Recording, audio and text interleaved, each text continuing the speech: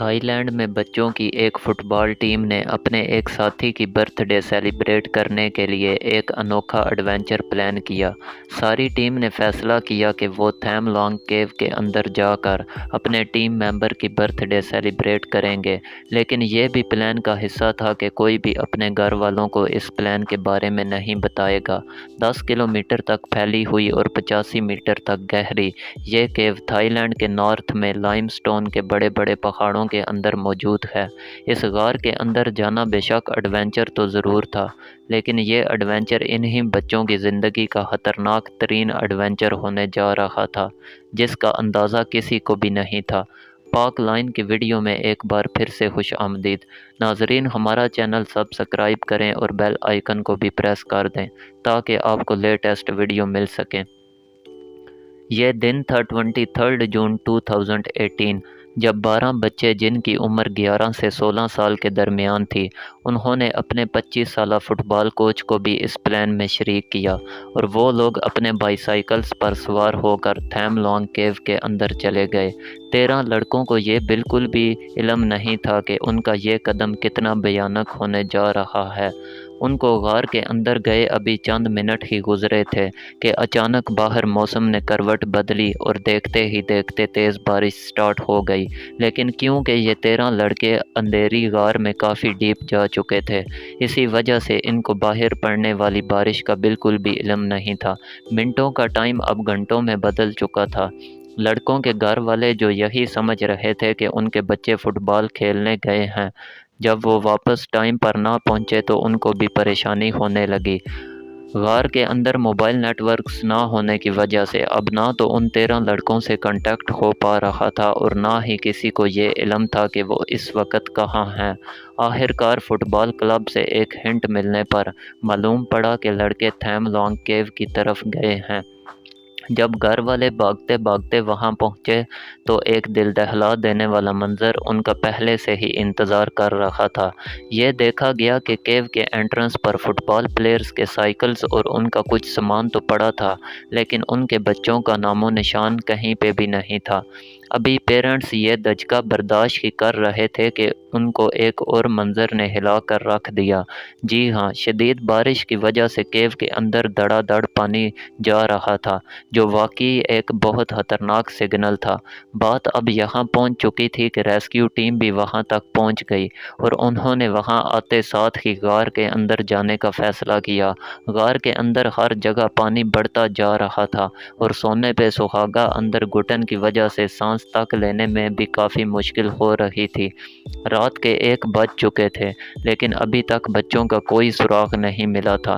पहाड़ों से गिरने वाला चपाचप पानी मुसलसल गार के अंदर जमा होता जा रहा था और फिर एक वक्त ऐसा आया जब गार के अंदर मौजूद रेस्क्यू टीम की तरफ से एक खबर आई। ये खबर उन परेशान पेरेंट्स पर आग बनकर गिरी, क्योंकि रेस्क्यू टीम का कहना था कि गार के अंदर एक पॉइंट ऐसा आ गया है जहां पानी अब गार की छत से जा लगा है। ज़्यादा इक्विपमेंट ना होने की वजह से रेस्क्यू ऑपरेशन को फ़िलहाल यहीं रोकना पड़ा। यानी ये बात तो कन्फर्म हो चुकी थी कि अगर वो 13 फुटबॉल प्लेयर्स गार के अंदर अभी तक ज़िंदा हैं तो उनको ये रात अकेले ही गुजारनी पड़ेगी। केव के एक मैप से मालूम पड़ा कि इसके कुछ हिस्से काफ़ी डीप हैं, जबकि चंद पॉइंट्स पर यह केव ऊंचाई की तरफ भी जाती है।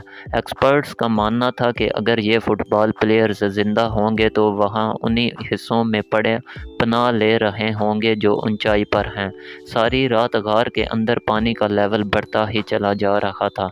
सुबह होने से पहले ही रेस्क्यू टीम ने सबसे पहले गार से पानी का लेवल कम करने के लिए हैवी ड्यूटी पंप्स लगा दिए, लेकिन सबको सिर्फ एक ही सवाल तंग कर रहा था कि अगर वो 13 लड़के अभी तक ज़िंदा हैं तो उन तक पहुंचा कैसे जाए।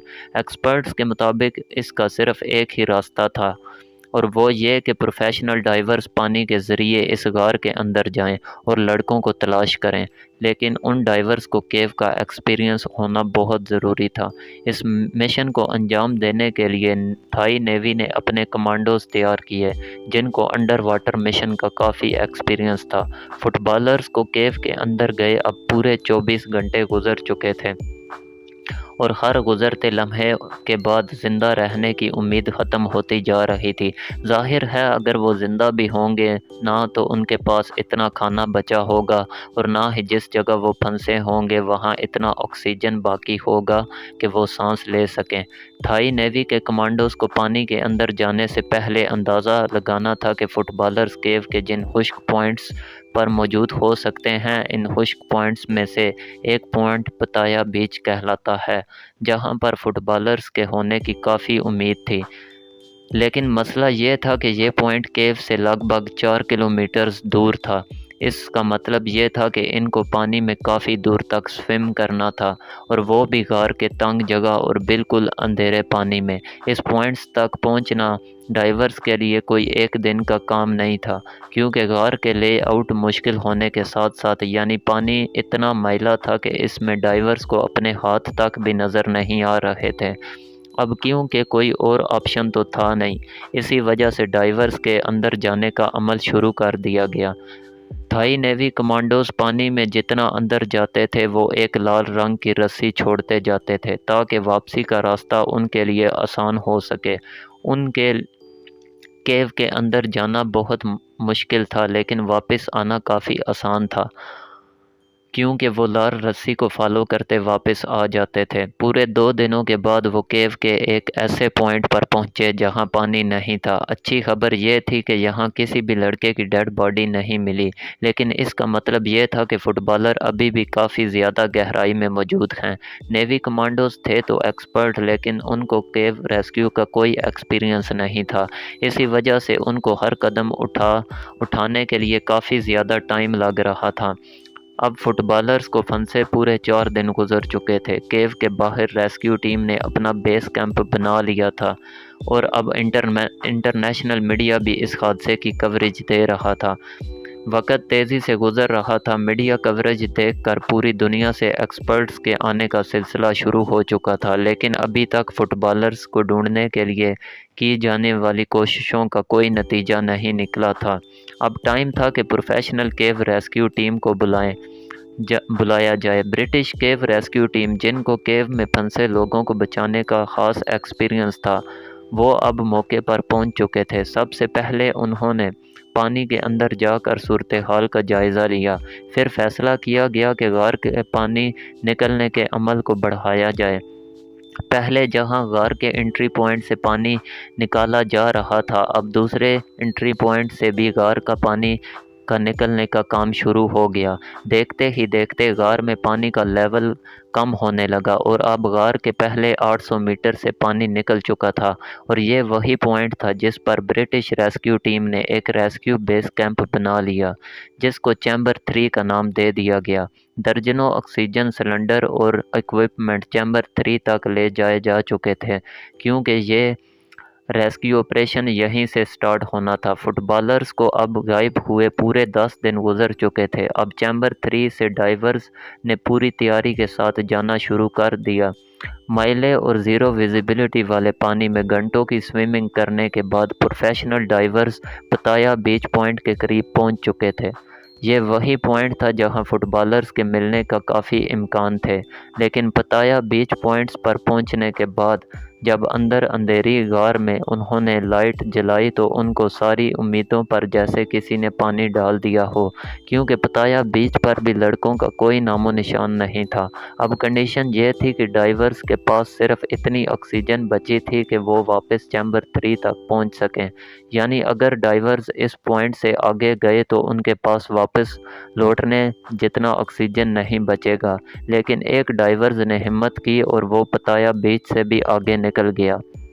1000 فیٹ آگے جانے کے بعد اس کو ایک خشک جگہ ملی، اور وہ جب آخری بار پانی سے نکلا تو اس نے وہی جگہ دیکھی جس کی ساری امید لگا کر بیٹھے تھے۔